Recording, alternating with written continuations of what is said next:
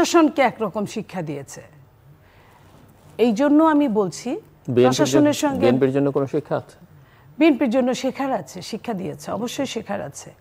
গোপালগঞ্জ প্রথমে আমি যেটা বলবো, প্রথমে যেটা সরকারকে শিক্ষা দিয়েছে, সরকার যদি 5ই আগস্টের পরে থেকে সত্যিকার অর্থে আওয়ামী লীগ যারা টর্চার করেছে, আওয়ামী লীগের যারা সারা বছর 15.5 বছর আমাদেরকে অত্যাচারের চরম পর্যায়ে নিয়ে গেছে, গুম খুন করেছে, তাদের যদি সমস্ত বাংলাদেশ থেকে চিরুনি অভিযান চালাতো, এখন চুল নাই চিরুনির দাঁত নাই এরকম অভিযান চালালে তো হবে না, যেটা স্বরাষ্ট্র উপদেষ্টা বলেছিল। তারপরে চিরুনি অভিযান চালাবে, কি চিরুনি অভিযান চালাবে?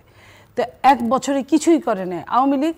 কিছু আওয়ামী লীগকে পালিয়ে যেতে সহায়তা করেছে, আর কিছু মানে 1% আওয়ামী লীগও তারা অ্যারেস্ট করে নাই, তো তাদের বিচারের আওতায় আনে নাই, তাদের অন্যায়ভাবে উপার্জিত সহায় সম্পত্তি ক্রোক করে নাই, যে কারণে আপনার তারা নিজেদেরকে একখানে বলিষ্ঠভাবে গোপালগঞ্জে তারা ঠাঁই নিয়েছে। সমস্ত বাংলাদেশে শুনি আমি, কথিত আছে যে সমস্ত বাংলাদেশের যত সন্ত্রাসীরা আওয়ামী লীগের তারাও গোপালগঞ্জে ঠাঁই নিয়েছে। আর এমনিও তো গোপালগঞ্জে এই যে ইতিহাস যেটা বলে, শহীদ প্রেসিডেন্ট জিয়াউর রহমানের সময় গোপালগঞ্জে এই ধরনের একটা ঘটনা ঘটেছিল, এরশাদের সময় এই ধরনের একটা ঘটনা ঘটেছিল, এবং এই সরকার চেঞ্জ হওয়ার পরে, এই সরকার আসার পরেও বিএনপির যখন স্বেচ্ছাসেবক দলের প্রেসিডেন্ট যখন গোপালগঞ্জে যাচ্ছিলেন, যে কিনা শেখ হাসিনার সঙ্গে বরাবরই নির্বাচন করতেন, সে যখন যাচ্ছিলেন তখন ওইখানে তারা যে অ্যাটাকটা করেছিল, সেই অ্যাটাকে কিন্তু একজন মানুষ মারা গেছে, এবং নারীদেরকেও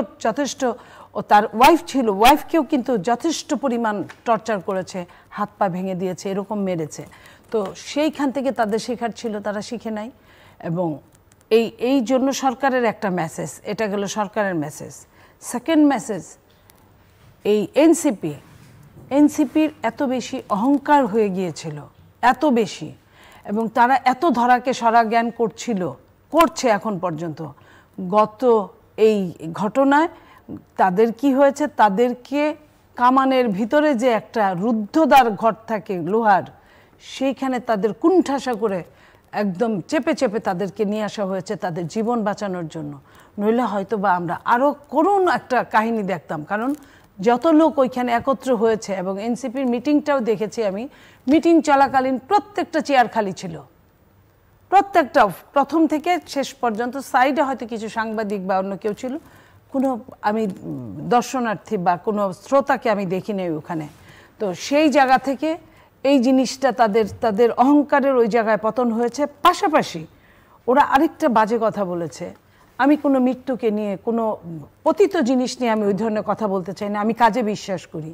তারা ওইখানেও কিন্তু হুঙ্কার দিয়ে অহংকারের সুরে বলেছে মুজিববাদ মুর্দাবাদ, এই জিনিসগুলো, এগুলা কিন্তু গ্রামের মানুষরা বা যারা কষ্টে আছে তারা কিন্তু আরো অনেক বেশি বুঝে। ওই জায়গায় আপনি আইনের অনুশাসন চালু না করে, ওই জায়গায় আপনি আর 10 জায়গায়, যে কথাটা কিছুক্ষণ আগে বললাম যে সব জায়গায় যদি পদযাত্রা হয় তাহলে ওইখানে কেন উল্টা হয়ে গেল। তো এই জিনিসগুলো তাদের অহংকারকে চূর্ণ করে দিয়েছে ওখানে। সেখানে শেখার আছে। বিএনপি যেটা শেখার আছে, বিএনপি পিছু হটে, শুধু পিছু হটে, যত কিছুগুলো ঘটেছে এর মধ্যে বিএনপি কিন্তু যেভাবে ধরার কথা, যখন যেভাবে ধরার কথা, আপনিও আমাকে বলেছেন, অনেকেই বলেছে, হয়তো বা বিএনপি অতিমাত্রায় উদারনৈতিকতা এখানে দেখায়। অতিমাত্রা উদারনৈতিকতা অনেক সময় মানুষকে অনেক কিছু করে, যেটা গোপালগঞ্জের কাছে বিএনপি শেখার আছে। গোপালগঞ্জে তো একদম শেষ, যেখানে সরকার প্রধান পালিয়ে যেতে বাধ্য হয়, যেখানে বাইতুল মোকাররমের খতিব থেকে শুরু করে, প্রধান বিচারপতি থেকে শুরু করে, স্পিকার থেকে শুরু করে প্রত্যেকেই পালিয়ে যায়, সেই জায়গাতেও একটা জেলা এইভাবে যে দুর্গ গড়ে তুলতে পারে, এটা এখান থেকে বিএনপি শিক্ষা নেওয়া উচিত আমি মনে করি। এবং প্রশাসন, প্রশাসনকে সকালবেলা প্রশাসনের গাড়ি ভাঙছে, ইউনোর গাড়ি ভাঙছে, পুলিশের গাড়ি ভাঙছে, সেইখান থেকে। আপনি নির্বাচন দেখেন? আমি এটাও আসছি, এই জিনিসগুলো যে করেছে, সিমটম কিন্তু সকালবেলায় বোঝা গিয়েছে কেমন হতে পারে।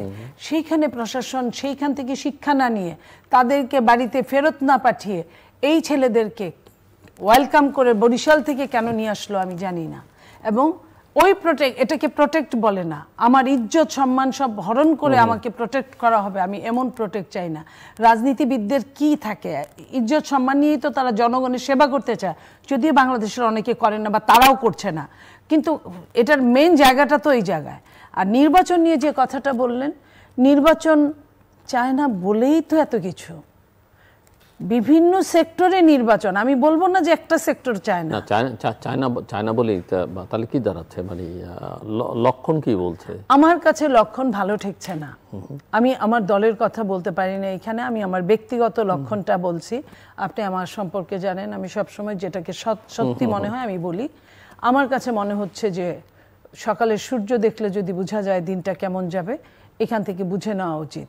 এবং বিএনপিকে অনেকটা কাঠখড় পোড়াতে হবে নির্বাচনটাকে পাইতে গেলে। আমি এটা বিশ্বাসই করি না যে একজন ব্যবসায়ী ব্যবসার কাছে কিন্তু টাকাটাকে যেমন সব টাকাই বৈধ ব্যবসায়ীর কাছে, হ্যাঁ, তো তার কাছে তার মুখের ওই কথাটা কি কথা হয়েছে জানি না, কিন্তু যে কথাই হয়েছে তাতে বিএনপি যে চুপ থেকেছে, চুপ করে গেছে বিএনপি, আমার মনে হয় না যে এত সহজ হবে নির্বাচনটা। বিএনপি যে বুঝে না তা না, হয়তো বা ওই যে সময় গুনছে এটা হতে পারে। কিন্তু সময় যত যাচ্ছে তত কঠিন মনে হচ্ছে, অনেক কঠিন মনে হচ্ছে। শুধু কঠিন বললে ভুল, এটা আরো আগে করলে অনেক সহজ হতো। সহজ হতো। ওকে, ফাইন।